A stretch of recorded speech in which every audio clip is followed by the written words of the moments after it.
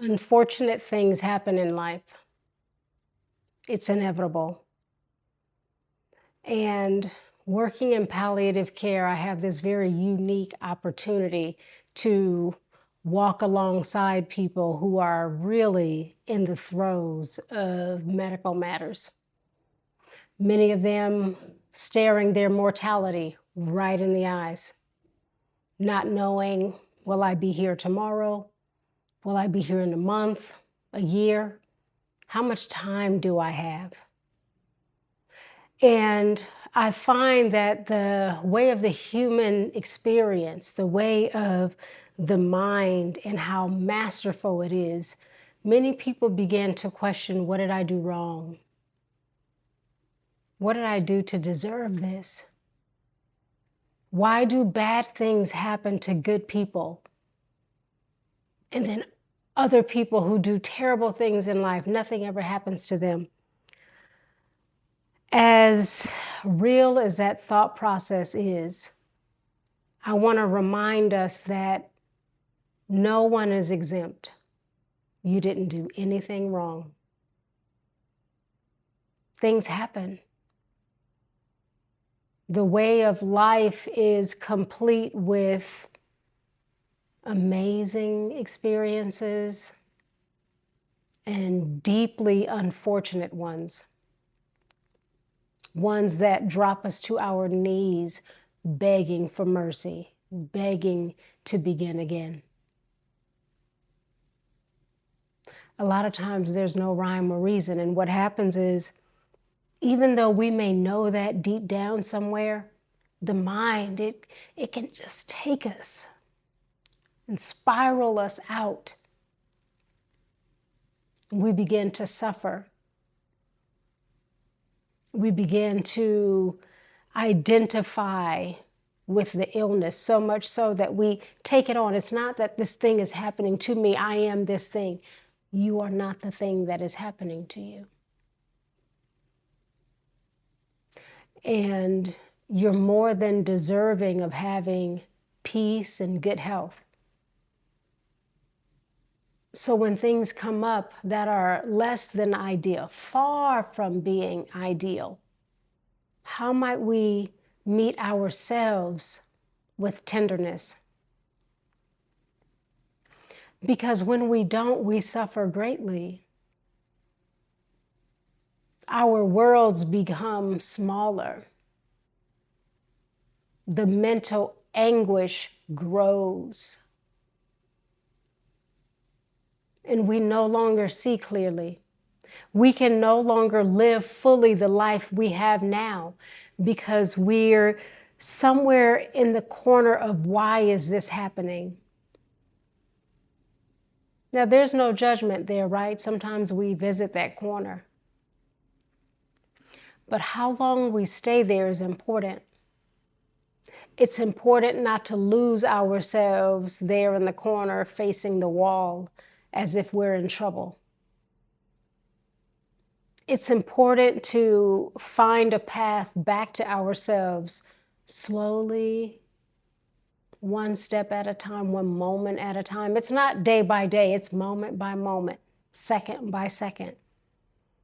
And sometimes that corner pulls us back and we're there again, and then we remember. It's like a meditation.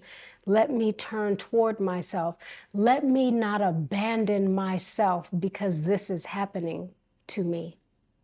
Let me not turn against and away from my life because I don't like what's happening.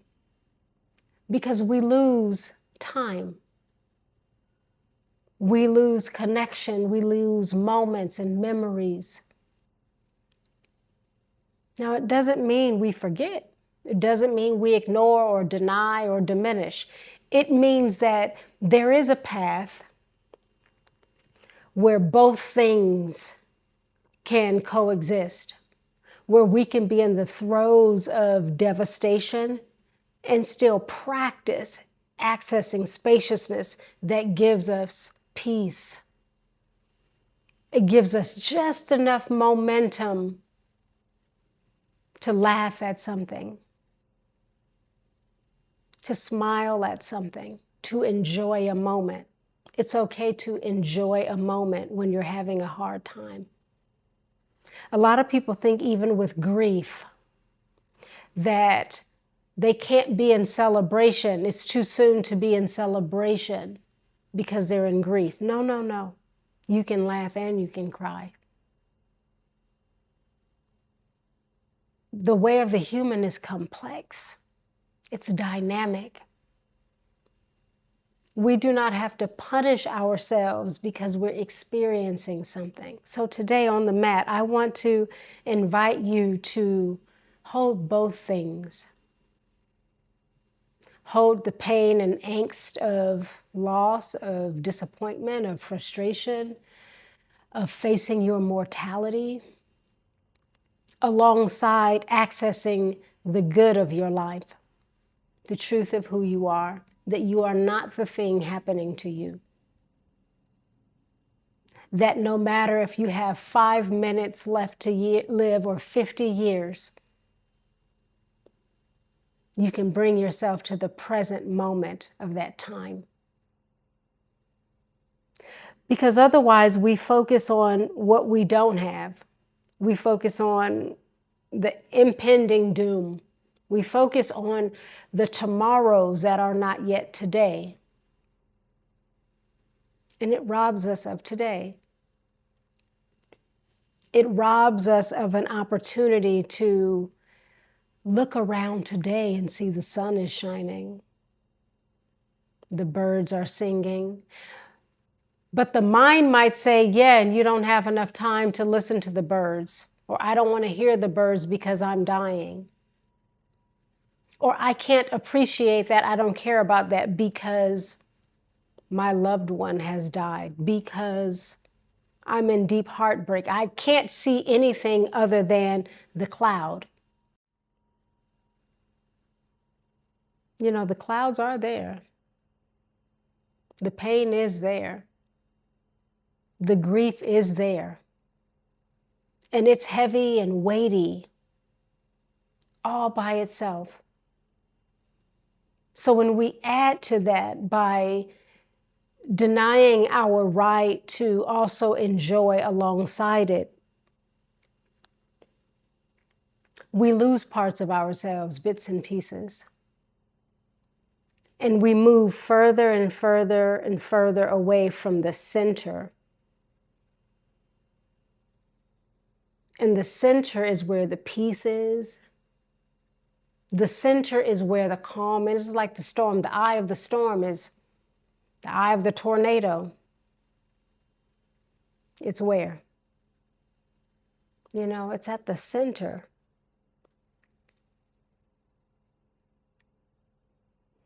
It isn't that it's easy.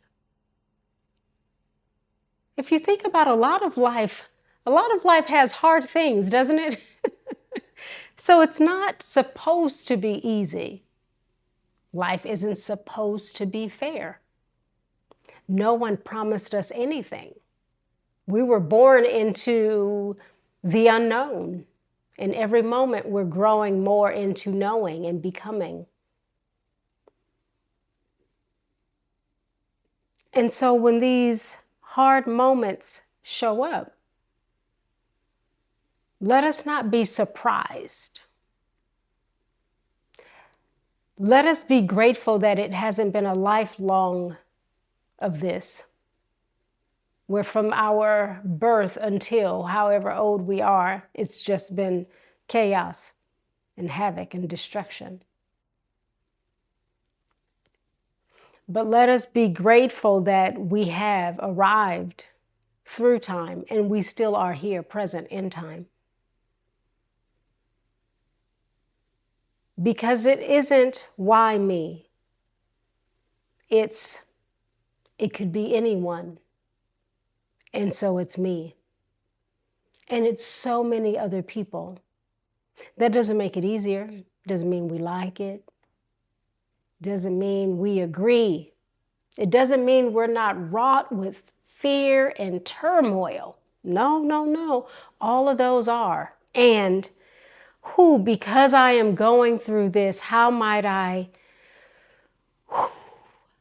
find my footing.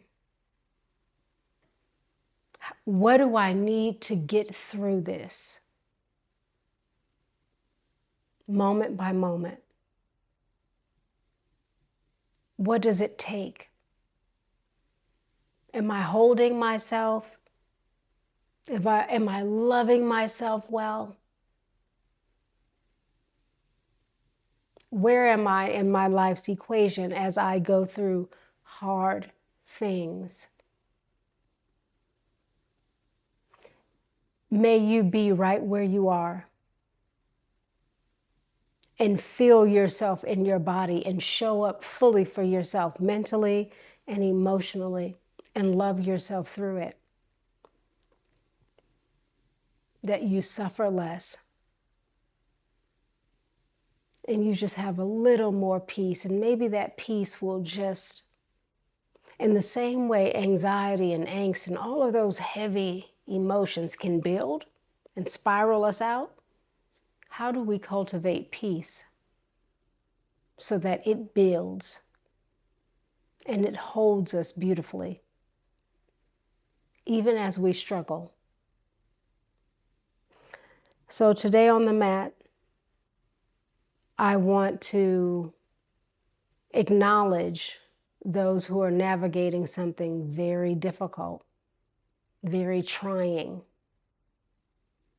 And I simply want to plant the seed that you not abandon yourself, that you not talk yourself further into a dark place, but that you show up for yourself and just hold yourself with some compassion, love, and grace, with some gentleness. Because after all, when going through something hard, we could use those. May you have ease. May you be held. May you have all that you need to be fully, even as you stand in something very extraordinarily hard.